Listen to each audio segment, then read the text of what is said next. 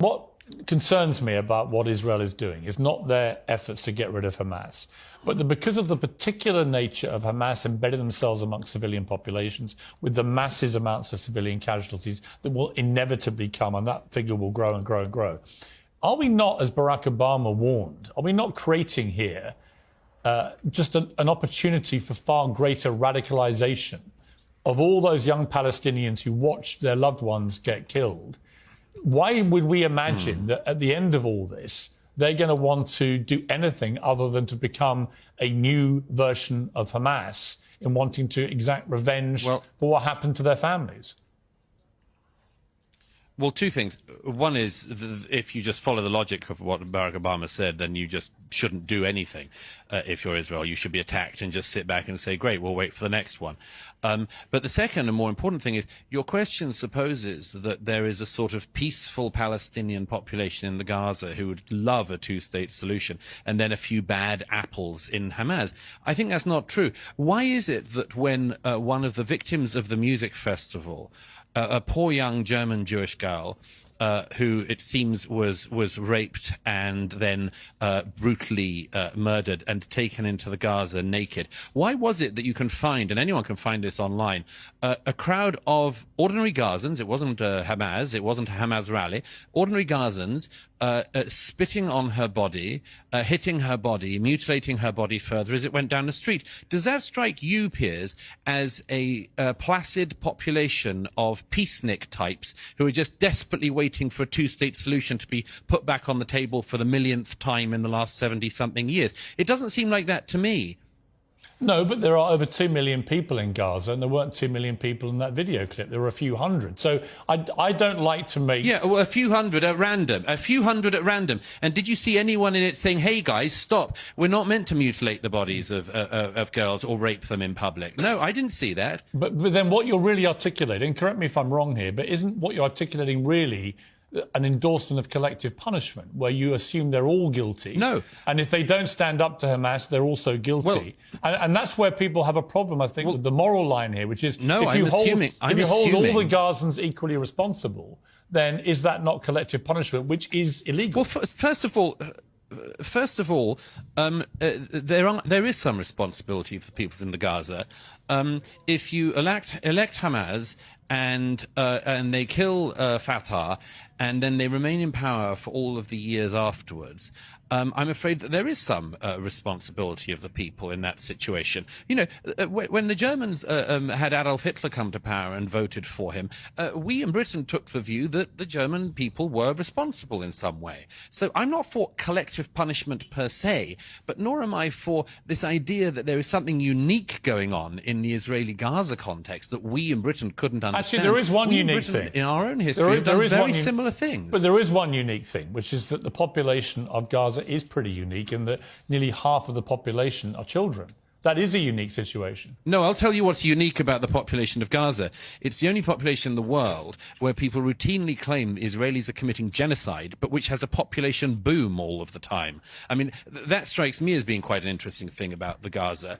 But as for the moral equivalency, I want to make a very, very important point, if I can say so, on this, which is, you know, people quite often abuse history, and they say things all the time. I mean, about the only thing anyone from history knows is about the Nazis. Here's something I can tell you with absolute certainty, Piers, having not just seen some of the results of what Hamas did on the ground here in Israel a few weeks ago, but having watched the videos of the unedited footage, which I was one of the journalists was sadly allowed to see the other day. I can tell you one thing: the comparison between Hamas and the Nazis is insufficient. And sorry, there's an incoming.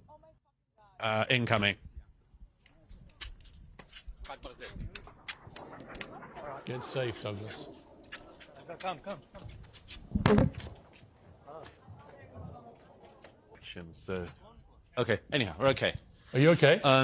Let's just. Yeah. It's fine. Sorry, it was a rocket coming. It looked like it was just going to land on us here.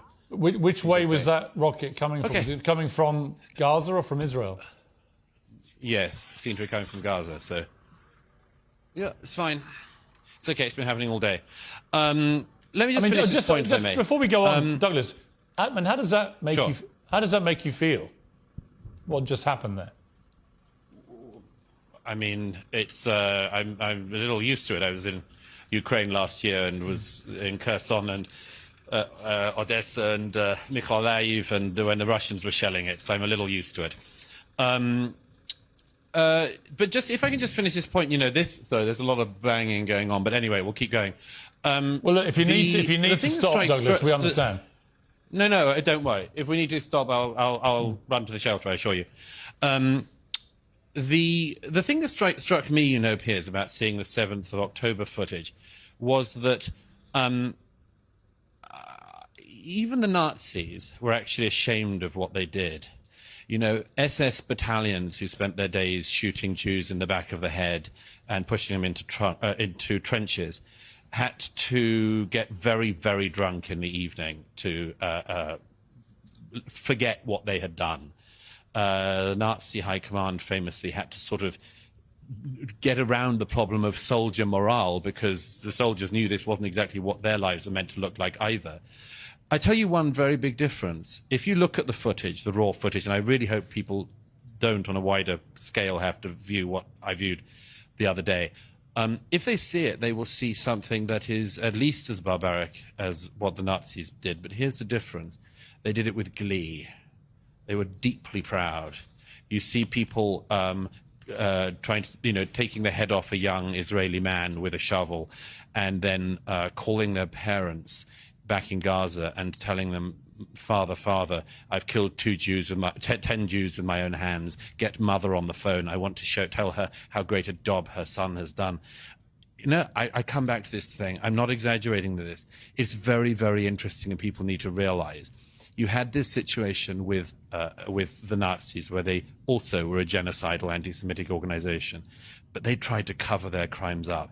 Hamas are actually proud of them, and they've said they will do them until the whole world is clear of Jews. Yeah. So I suggest we take that seriously, and I think that Israel is taking it seriously. I hope they continue to take it seriously, but I think the world should take it seriously, and that includes Britain. And when I hear British journalists, British commentators, and British politicians lecturing the Israelis on what they should do, I think, I'm sorry, this shows a failing in our country. It shows that we in Britain cannot enforce our laws. We don't even enforce our borders in Britain. It's us that is the weak link in the international security chain on this, not Israel.